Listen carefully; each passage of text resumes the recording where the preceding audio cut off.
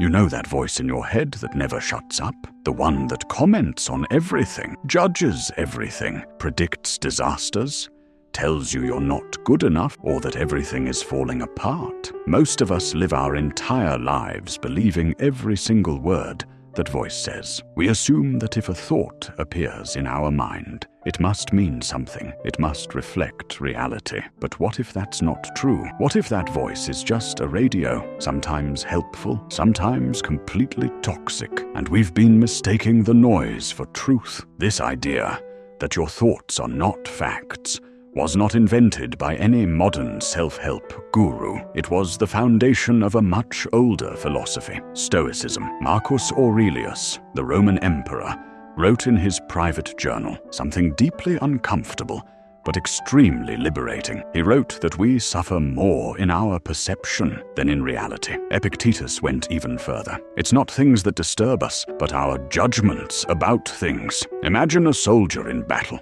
hearing a loud noise. One soldier thinks, "We're going to die." Panic. Another hears the same noise and thinks, "Another day at work." Calm. Same external event. Two radically different experiences. Why? Because of the thought attached to it. When I first read that, I nodded. Makes sense, right? But I didn't actually believe it until I started therapy and was introduced to CBT, Cognitive Behavioral Therapy. The therapist asked me, "What's the evidence that the thought you're having is absolutely true?" I sat there silently for a moment. I had never even questioned it. It felt automatic, like breathing. If a thought says, "You're failing," then I must be failing. If a thought says, "Everyone hates you," then everyone must hate me. That moment was the crack in the wall. Marcus Aurelius would have smiled because he was saying the exact same thing 2,000 years ago, alone with his journal at night. So here's the mind trap. We are not suffering because of reality. We're suffering because of the story we're telling ourselves about reality. And most of the time, that story is distorted. It's emotional, biased, exaggerated, but because it's in our head, we confuse it with truth. The Stoics call this error assent. You give your agreement to a thought instead of observing it. The moment you give assent, the thought becomes fused with your identity. I'm anxious, I'm broken, I'm lazy, but none of those are facts. They're judgments. Let me share a real metaphor I heard once from a CBT practitioner. Imagine you're sitting in a movie theater, watching a film on a huge screen. You're deeply absorbed in it. The story is dramatic. People are crying. Someone dies. Your heart is racing, but then suddenly you remember, wait, I'm sitting in a chair. This is just a movie. The screen is your mind. The movie is your thought. You can choose to keep watching or get up and leave. The problem is we rarely remember that we're in the theater. We think we are the movie. The Stoics developed a powerful tool to break this illusion: separation. When Marcus writes about a challenge, he literally writes, "This is just a perception." He reduces things to their basics. Traffic jam? This is just metal and movement.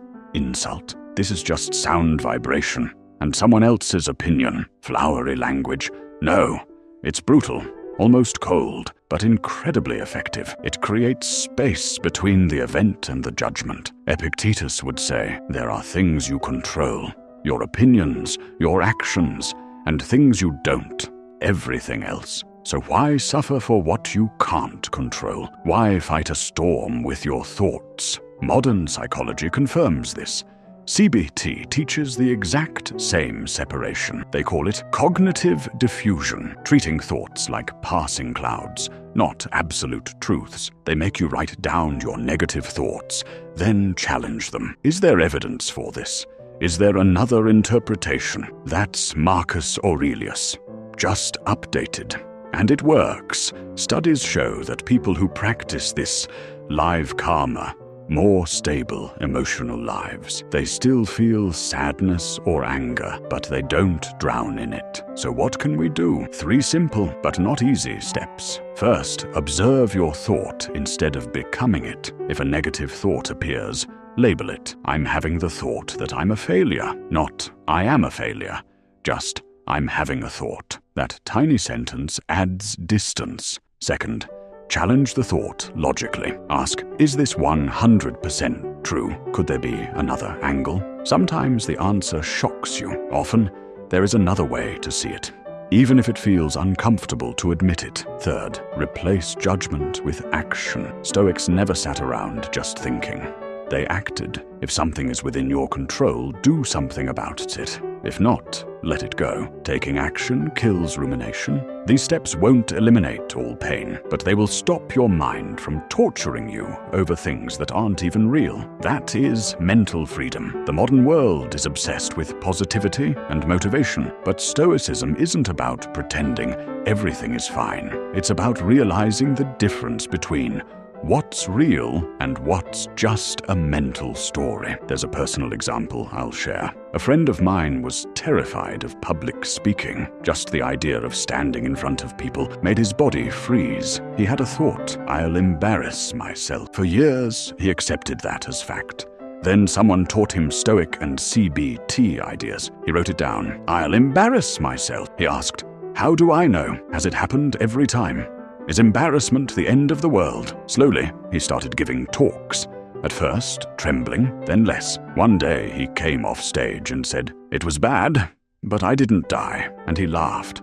That laughter, that's what Stoicism is aiming for. Not perfection, freedom, and notice. Nothing external changed. The crowd was still there. The fear was still there, but the interpretation changed. That's the power. The Stoic mind trap is believing everything you think. It's letting a passing thought turn into your identity and your fate. But you now know there's another way. Marcus Aurelius wasn't trying to sound wise. He was trying to survive his own mind. Epictetus wasn't detached. He was free. CBT, mindfulness, journaling, Stoicism, they all point to the same liberation. Your thoughts are not reality. They are suggestions, possibilities, sometimes warnings, but never the full truth. You don't have to be enslaved by inner commentary. You can choose which thoughts to keep and which ones to let float by. If a thought weakens you, question it. If it strengthens you, keep it. That's practical wisdom. Imagine what might change in your life if you stopped treating every thought as a command.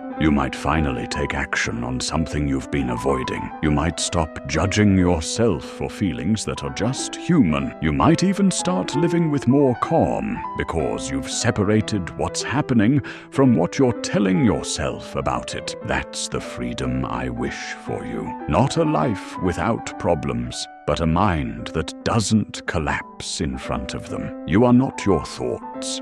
You are the awareness behind them. And the moment you truly realize that, even for a few seconds, you step into a kind of power and peace that no external chaos can touch. Thoughts will still visit you, some dark, some irrational, some full of fear. That's normal. The goal is not to silence the mind, but to stop bowing to it. Like clouds passing across the sky, they come and go. And behind those clouds is something steady, something untouched. You, even when life feels overwhelming, you can pause and say, this is just a thought. This is not me. Repeat it if you have to. With time, that becomes a habit. And with that habit, a whole new mental life begins to open.